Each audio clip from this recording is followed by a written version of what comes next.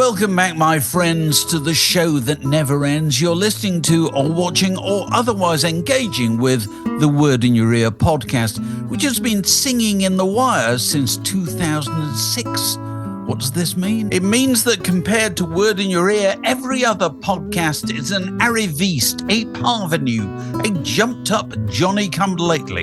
If you're a person of taste and discrimination who is aware of all this already, show your support by subscribing to this feed, leaving a like, and going to patreon.com/wordinyourear to see how you can get more closely involved. And here we go again.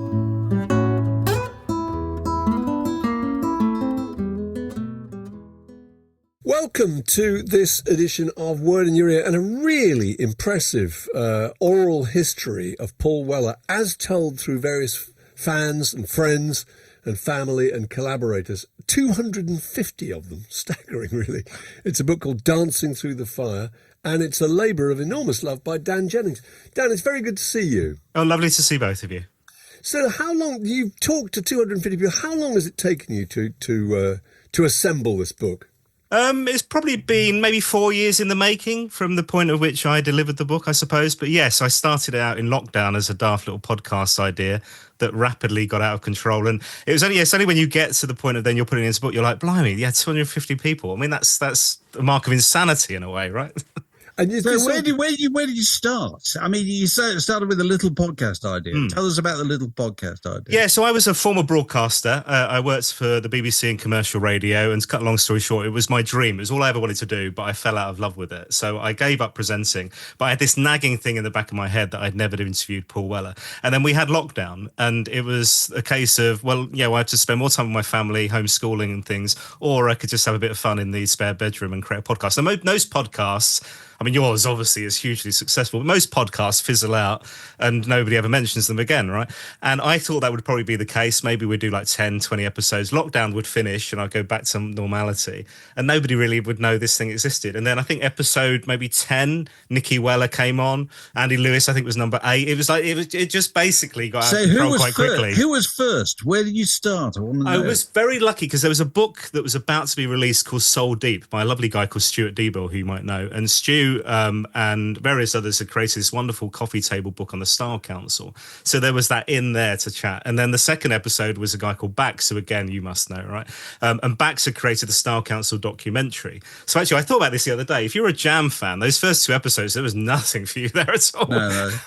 But I was really lucky because at that point, these 2 things were about to go into the world about the Style Council, all this really lovely, rich content. So I started there, yeah. But I did have a massive hit list that I kind of worked through over the years. So is there a cut-off point? I mean, it must be impossible to know when to stop because you must be thinking all the time, there's just one more school friend or there's the guy you were working towards the middle, weren't you? That's the thing that interests me. You kind of started out right at the edge of the circle, didn't you? Yeah, that was the idea. Yeah, was it the idea, or was it just that's what you had to do? You know. I mean, well, yes, it was true. I mean, I didn't have a choice of that. It's not like I could immediately drop into the inner circle or had any contacts on that at all. And also, I liked the idea of the story. So the story arc was desperately seeking Paul. I created a podcast to make this interview with Paul Weller happen, and that was the truth. Like, actually, that was the end goal. And once I talked to Paul, that was kind of it.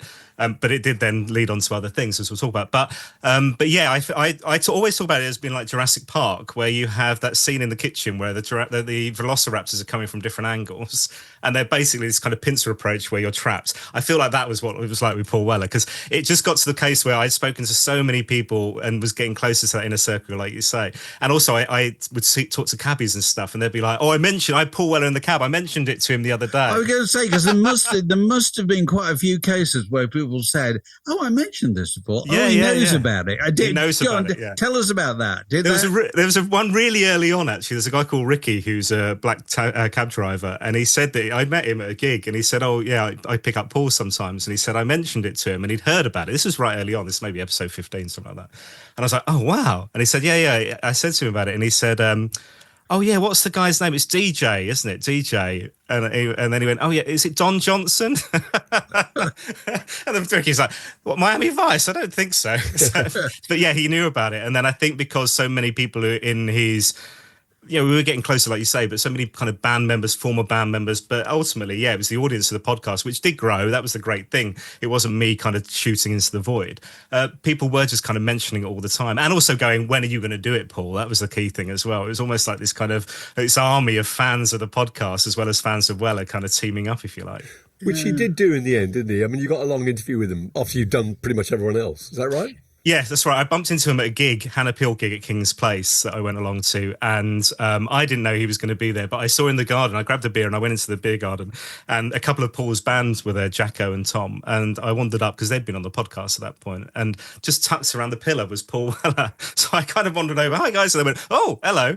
And he went, oh, hi. It's Dan, isn't it? And he knew who I was, which was ridiculous. And then he talked about how brilliant the podcast was and how I'd basically spoken to everybody. And at that point, he was like, you've got to turn it into a book. And I said, well, yeah, I'd love to. This was about episode 150 at that point. I said, I'd love to, but you've got to come on. That it's not complete until then. And he went, oh, yeah, I'll think about it.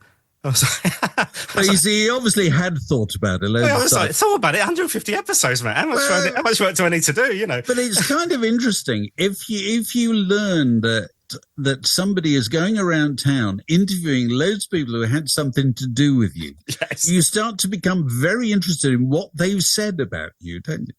Well, it became quite clear that he'd listened to a couple of the episodes. Because you would, if there was a Dan Jennings fan podcast, I'd have a listen, right? Yeah, of course you would. But also, there must be a part of you who thinks, I'd like to have some control over this. Well, maybe. I don't know. I mean, there has been no, even for the book, actually, there's been no notes or anything that they've kind of gone, oh, don't speak to this person, speak to this person, or whatever. Which is it doesn't always happen with kind of people at that level, right? Particularly when you're kind of creating a kind of authorized book. That's true. So who were the key turning points? Who are the key gets in terms of you thinking this is building into something? You would have thought I love obviously the bands. So the Jam, the Star Council, the solo years. My discovery of Weller was 1992. So those early years of the solos was kind of real on my hit list. And I got pretty much all those band members. I mean, Rick and Bruce was really key, right? Having the Jam and the full kind of band, if you like, and then leading into Paul. But it was also, what I really loved was the characters that you had never heard from. So anybody who's ever been to a Jam gig, or particularly maybe to the Soundcheck, or been chucked out of a Jam gig in Soundcheck, Kenny Wheeler was this kind of amazing mythical character. I got to spend 2 hours in Kenny's home in Mersey, just chatting like with all the kit and stuff, which was just unbelievable. So these wonderful kind of pinch me moments. Anne Weller was another one. So Paul and Nikki's mum, who sadly passed away back in July.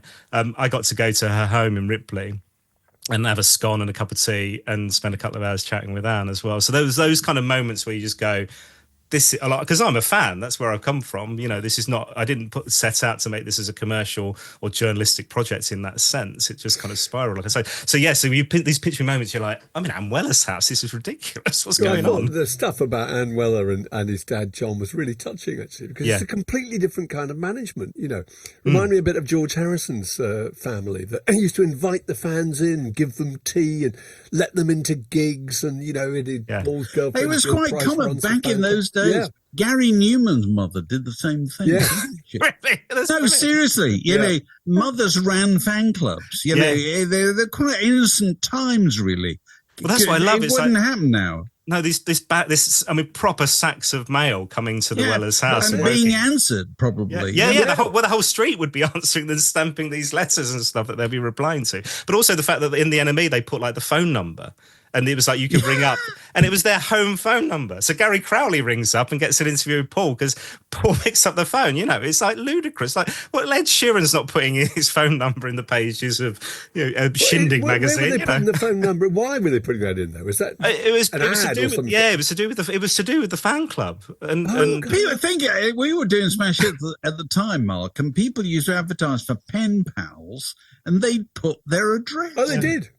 We publish addresses. Yeah. Nobody ever thought there was anything odd about it at all. Yeah, but the amount of fans, humanoid, that's brilliant. Yeah, 13 Gasworks Crescent, exactly. Well, the fact that these fans would turn up like just completely unannounced as well, and then Anne Weller would have to give them John Weller's tea because he had nothing, and John would go home and have nothing for dinner because the fans have had it all and stuff. But I guess also when the Jam split. suddenly they know where to go. There's this kind of mass pilgrimage to the Weller's house, you know. Yeah. But you'd also get the interesting insight in somebody as before they're a pop star, don't you? Which is always the interesting thing. And the key thing about Paul Weller, it was a reminder of looking at your book last night. He changed his name, didn't he? Well, it's funny because even Rick didn't really know the true story of that. Right? If you see, this is another thing. Bands don't know about other guys in bands. They've got to read biographies. They've got to read. Carry on. Go on. Sorry. Well, the wonderful thing is, I think also you think there's this really tight friendship. And actually, I think, subsequently since maybe it's not as tight as everybody thought, because actually what they're doing is it's a job and it's a gig and they're loving it. But most of the time they're performing live, they're writing songs, they're in the studio, or they're getting hammered, one of those things, or doing other things. It was like when I spoke to Rick, he was like, "Oh yeah, Paul changed his name to Paul because of the love of Paul McCartney," and that's funny because that's obviously what he believed. I mean, this is later in life, what he believed in his entire life. And actually, when I spoke to Anne Weller, she's like, "No, she named him John William Weller when he was born." And she's in hospital, and you had to sign the bit of paper and whatever, the birth certificate and that. And then John came in to visit the child because he's not there at the birth. That's not what happened. He was happening. No, because certainly not in those days. And he comes in and she goes, "Oh, this is John William or whatever, or William John maybe." And he goes, "Well, no, I thought we would call him Paul." And that's like, "Well, we've never spoken about that ever. What do you mean?" So they did, didn't they? From that point, they just referred to him as Paul. Yeah, and it was only when I think Paul was maybe 16, 17 that he changed it by Depol himself. Yes, because that was obviously when he thought, "I'm on the edge of being a star now." Yes. He must have been. Yeah, must have been.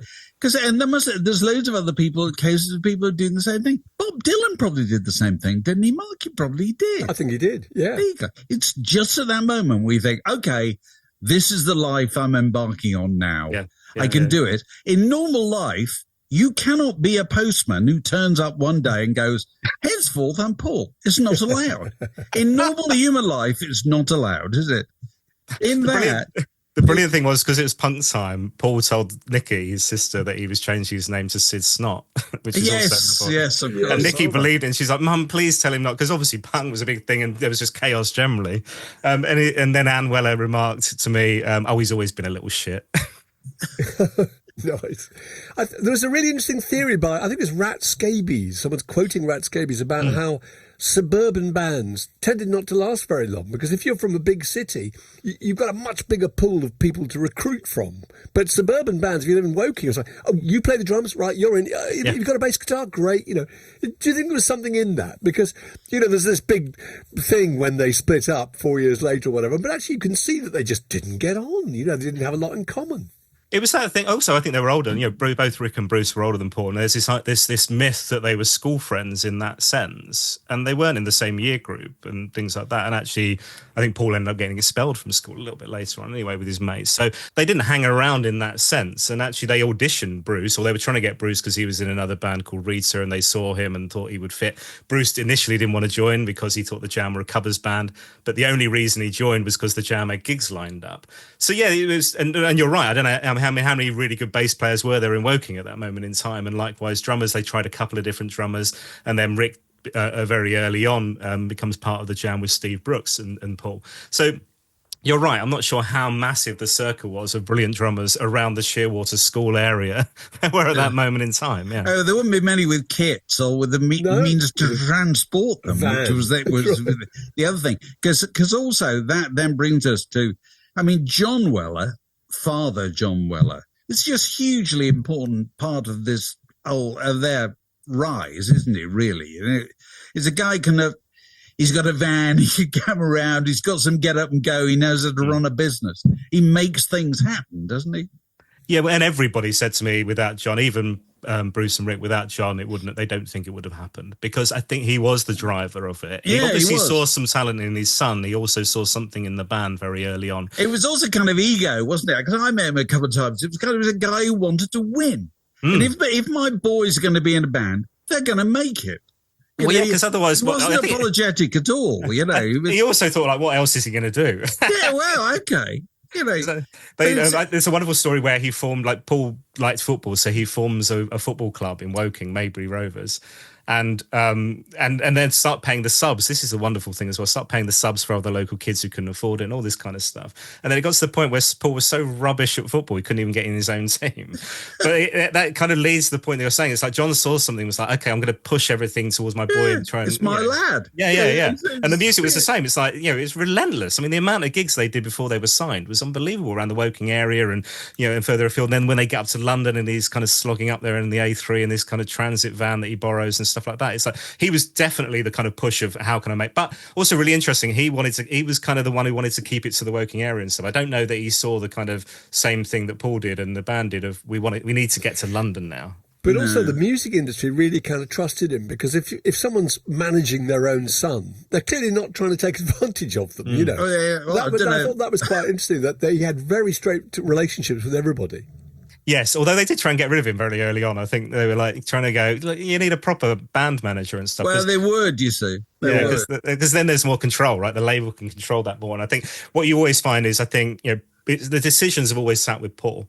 Even the Jam, it's like everything really went through Paul, and John was enacting what Paul wanted to happen, even to the point of the split and John being furious and stuff like that with the Jam and stuff. So it was very much, he was kind of driving what Paul wanted in a sense, but he wasn't a kind of big visionary manager. I don't get that sense. But at the same time, he was the one who would make things happen. I don't know how on some of these things, because it wasn't like he was a connected man in the industry in that sense, right?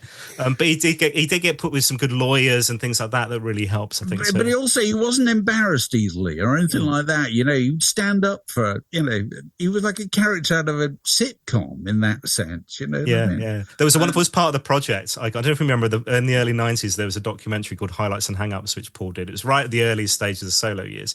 And we, as part of this whole project, we uncovered the raw footage of those interviews. So I got to watch Paul and John sat next to each other being interviewed. Nobody's seen this footage, right? But it is only Fools and Horses. It is John is Del Boy and Paul is Rodney. And I said this to Paul, it's brilliant. But you do get that kind of wonderful relationship between the two of them, almost like they're brothers rather than father and son in that sense. And it's But also the dodgy deals and all that John was doing was just brilliant. Yeah, I like the fact you've also talked to loads of people who work with them on the record company side. Because the stories of what happened are always far more complicated than people from the outside give them credit for. You say that's true, how they moved on from one company to the other. I mean, at one stage, you couldn't get signed, could he? I mean, end of Style Council, the general opinion was he's yesterday's papers. Which is remarkable. And he was 33, I think, at that point. And the industry was like, he's done. He's too old. He's washed up. Like, what are you talking about? You think that the last 30 years wouldn't have happened? Well, except I always have a certain amount of sympathy for, like you talked to John Williams, who I think, was he at Polydor? I can't remember which. And Dennis Mundy and people like this. And of course, the problem is, when you get to the fourth Style Council album, they think, well, we spent a lot of money on the previous ones. We're going to have to spend even more on this one. Is it going to sell more than the last one? No, it's probably going to sell fewer. Yeah. Therefore, we're better off taking that money and going and investing it in somebody else. I personally sympathise with them. Well, yeah, and I think Dean Rudland from Acid Jazz talks about this. It's like you couldn't foresee it. Like nobody, the trend was that it was diminishing returns, like you say. And Paul was signed to £1 million album deals at Style Council. Then Polydor had done this deal off the back of Our Favourite Shop. So.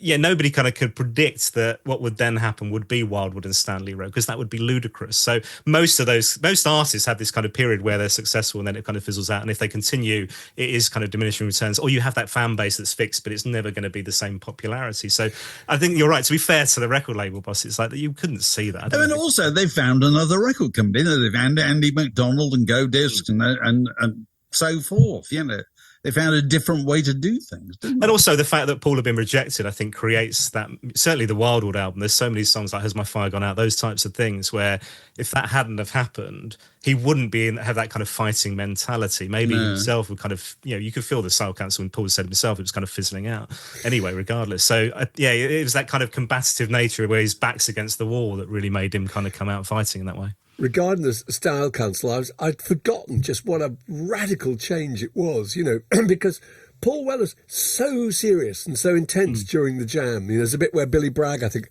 bumps into at one point and finds he still cuts out his own press clippings. You know, he takes it incredibly seriously. Although Billy did it as well, but yes. And that's right, yeah. And then suddenly it's the Style Council, and it couldn't be more different. You know, it's electronic and it's espadrilles, and he's singing in French, and there's that kind of hint of homoeroticism in the song. And what's interesting is that so many of the main kind of hardcore jam fans stuck with him. You know, their devotion to him made them make that transition. It's extraordinary, isn't it? Yeah, and I was trying to put because I wasn't there. Obviously, my discovery was later. Like I say, I was a teenager for solo years, so I was trying to think that if I was a jam fan, how would I feel with that? Because it was such a massive radical change where, like you say, he's kind of nibbling Mick's ears on the River Cam and things like that, you know. And even actually in the book, there was a moment where John Weller, when he saw that video, said to the editorial director, "What have you done to my son?" But I think you're right. It's like in the jam, Paul wasn't that kind of fun, laughy character. Mick brought that out of him, but also Paul, I think, is naturally funny anyway. He's got a great sense of humour. But yeah, I think as a fan, I don't know what I'd have thought, because you know, so many people love that kind of serious angriness of the jam, and then when he's messing about like that, I know, I might have been like, "What's he doing?" It could be more of a polar opposite. It's really interesting. No, and it's a proper handbrake turn musically, isn't it? Cafe Blur have just announced this big kind of deluxe box set for the beginning of next year, and I was thinking about it yesterday when listening to the album again. And if you go from The Gift to Cafe Blur, which is less than 18 months, it's such a massively radical, different change of album. It's like Dylan Goes Electric, you know. It's like, what's he up to? Because so many songs didn't feature Paul on that first Style Council album. They were instrumentals. It's Mick or whatever, different vocalists, hidden tracks. It is remarkable that he did that and that it was successful. Our Favourite Shop was a massive success, particularly, you know. And you can't work out whether, again, this is Billy Bragg, I think he said at one point, he says he's very English. He says he doesn't want you to love him, but he wants you to hear him and respect him. And that if that's true, that's very unusual, because even the most political pop stars like Joe Strummer wanted you deep down to love them. You know, Sting would rather have far less money and masses more critical acclaim, you know. So do you think Paul Weller really felt that? I mean, he just didn't mind if people didn't feel that affection for him and just did what he wanted to do? And there's definitely a level of fame that he's uncomfortable with. When it got to that Stanley Road level, and it was kind of, what was it, like 1.2 million albums at the time, more since, and everybody was kind of hanging on his every word, and there was a kind of sycophants and all that kind of stuff that he talked about, and he was like the funniest man in the room all the time.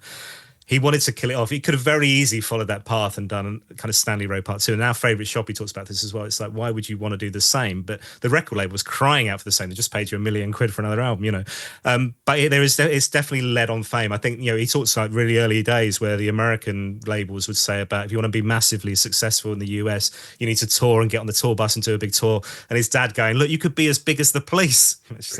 And Paul's like, why would I want to be as big as the Police? That doesn't drive me. I'm not interested. But I do think, you know, it's not like he's a guy playing to nobody in a pub at the same time. He does have massive affection of fans, and fans who are very loyal, and you know, he can sell out decent sized arenas. I think if he was kind of still scrabbling around the back of a pub, he might feel differently about it. He's found a level to operate at, hasn't he? Because the thing that interested me when I was writing a book about British acts in America was just how hard the Police worked, the Jam worked on Breaking America. I think they toured 4 times then. Yeah, they did. They did put a decent, although they're coast to coast, but they did have a decent crack at it. They but really I think they just tried. found it all kind of forced. It just didn't work at all. You know, they were clearly one of those bands that wasn't going to work.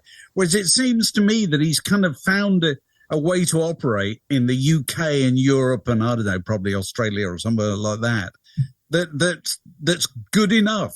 Yeah, although, I mean, it's interesting because actually when you talk about those early 90s, there were 2 lifelines that Paul talked about. One was in Japan, where he had been hugely successful with the Jam and the Style Council, and they gave him that initial record deal before Godis, before Andy McDonald. But then also the US, in LA, and he was like, I don't know how or why, but they asked me to come, and we did 5 nights in LA, and they sold out the whole thing. And it kind of kick-started, and it was really that he kind of felt like he really found his groove as a solo artist live. Right. But it was America that kind of embraced him in that way, when the UK and Japan, but had rejected him in a way. But now he will tour coast to coast and he'll get decent crowds. But you're right, I think he's found that level that he's comfortable with, and he doesn't want to sell out Madison Square Gardens, even though that would have been John's absolute dream. It's like it's where he wants it to be, you know. Yeah. So, what's your take on, you know, the thing that people always remark upon is the Jam never got back together? What's your particular take I was on thinking why about that this happened. with the Beatles anthology that's kind of been re-released and stuff, and watching bits of that again on YouTube and stuff. And it's because Paul was always like, oh, wouldn't it have been great? They were his band, the Beatles were his band. It's like, wouldn't it have been great in the 90s? They just did it, the others got back together and whatever. Or, when John was still alive, they just got back together for something, whatever. So, but then at the same time with the Jam, he's always like, no, I'd rather kind of die in a ditch type thing. But I think, I don't know, somebody said like, why wouldn't it have been lovely if he'd done it for Live Aid? But it was like, that was like 3 years after they'd split. Yes. Well, then he just started his new career. And he had and at the time he had a bigger band, Star Council was selling more records than the Jam did. So why would you and even when he was kind of without a deal in the 90s, like, that would have been the perfect opportunity. It's like, I don't know. I love Rick and Bruce and I love and the Jam was those three, right? It was, it wasn't the Paul Weller show for me. It was that tight-knit powerhouse drummer with those brilliant bass lines, that Bruce and created or worked with Paul on and stuff.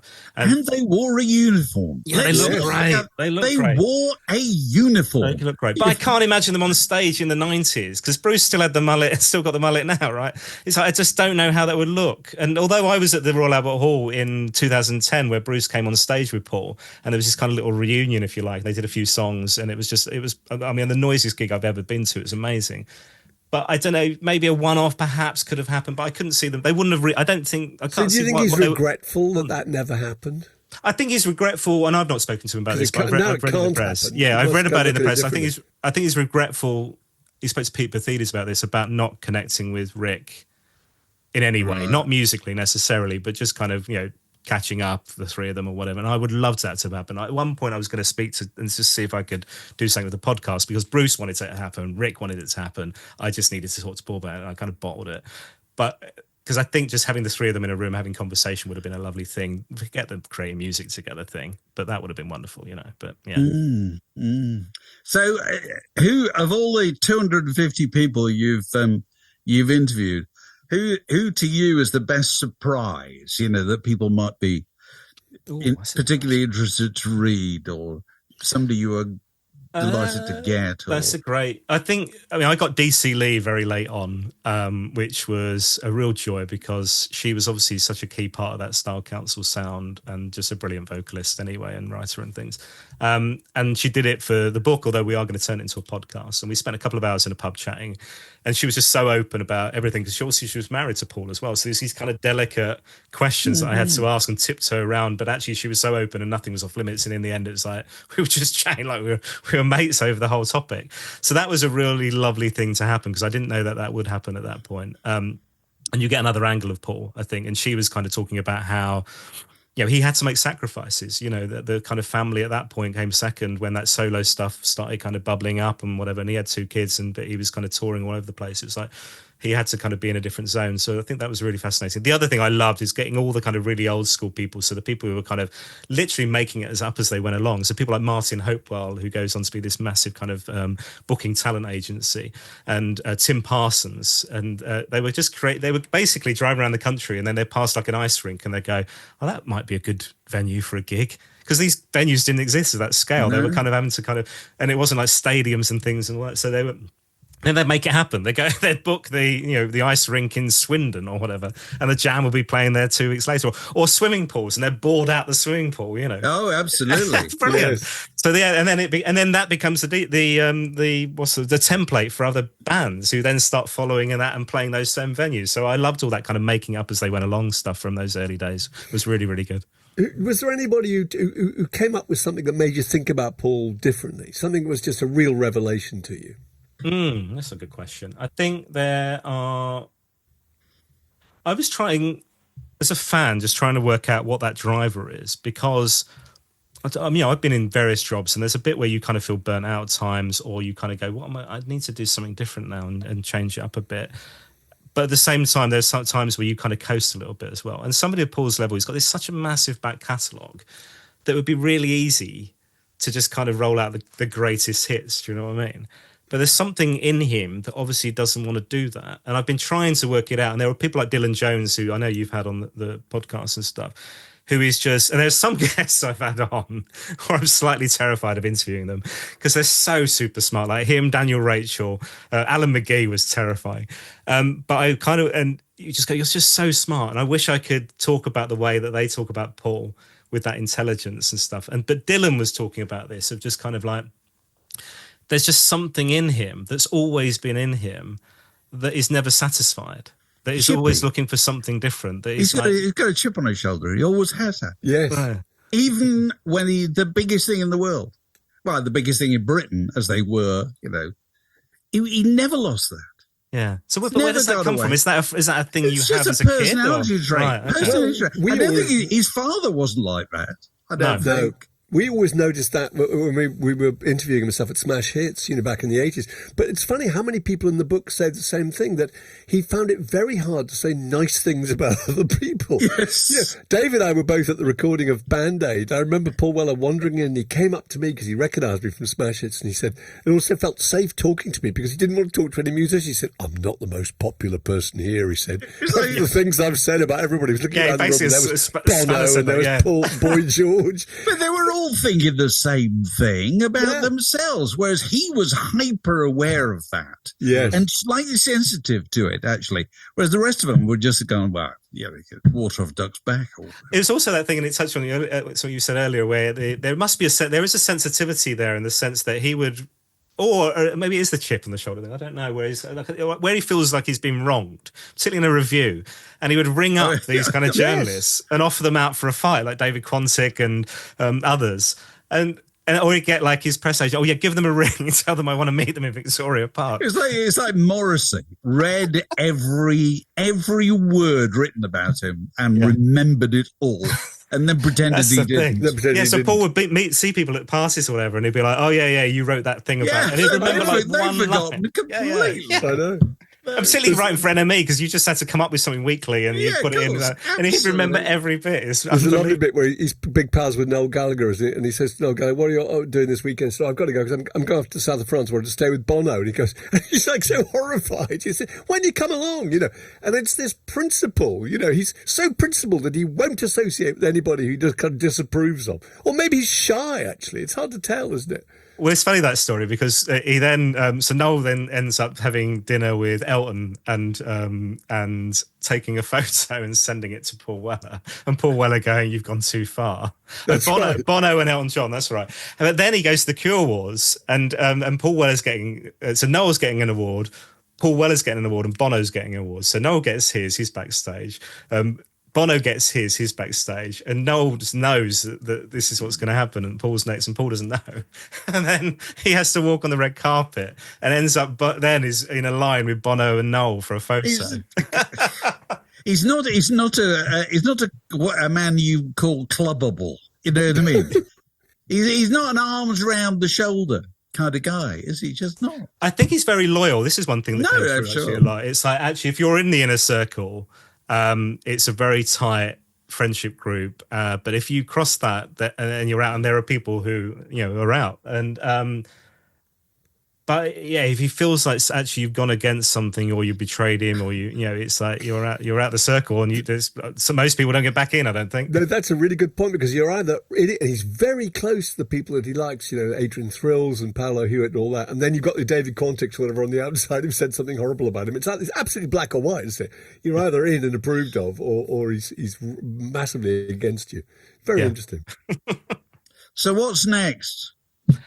What's next? That's a good question. A bit of rest. I mean, it's been a massive project. I guess what it was it was interesting, because at the beginning of the book conversation, you could, it was like, turn it into the transcripts of the podcast. And as a fan, I was like, that's lame. Who's going to want to buy that? So it was 18 months of literally every evening and weekend taking these little snippets, putting them in the right place for like a 50-year music journey or story, and this kind of wonderful narrative like we touched on. So it's been a lot of hard work. It's the fact it's got such lovely reviews and reaction, and is just brilliant. You never know how these things are going to land, do you? But I'd really enjoyed that process. So I would love to do something else with Paul, or not with Paul, with different artists or whatever, because I've found that's all new to me. My background was all broadcasting and radio and audio. So I've enjoyed that kind of digging into the story. As a fan, I knew bits about Paul. I've discovered so much more, which is the journalistic side. So I'd love to do more of that. Another book, maybe a different artist, that type of thing. It's been a really enjoyable process. Hard work. Presumably you really could probably update this in 10 years' time. Well, somebody said that. It's like, possible. Yeah, absolutely. I mean, I've got a couple of ideas of other things you could do with it as well, because there's different examples of where oral histories have been turned into plays. And I was like, God, there are bits of this story that would be so good on stage, would be wonderful. And obviously you've got the music as well, the music soundtrack that is so great on this as well. But yeah, it's the fact that Paul's kind of, I mean, there'll be another album in a couple of years, and another album, hopefully. So yeah, you could kind of review this. There's also, I don't know if you must have come, yes, you've come across the Mark Lewison book, your Beatles books in the background. Yeah. So the fact that he kind of did, or is doing, he's only done volume 1 right now, this kind of 3-volume massive Beatles thing. I was like, I mean, at one point, this book was 1.5 million words. It's now about 250,000. So expanding it out would be a joy, I think. Oh, well, best of luck with it. Thank you. There it is. Meanwhile, Dancing Through the Fire, Paul Weller, the authorised oral history by Dan Jennings. Dan, nice to talk to you. Very good to talk to you.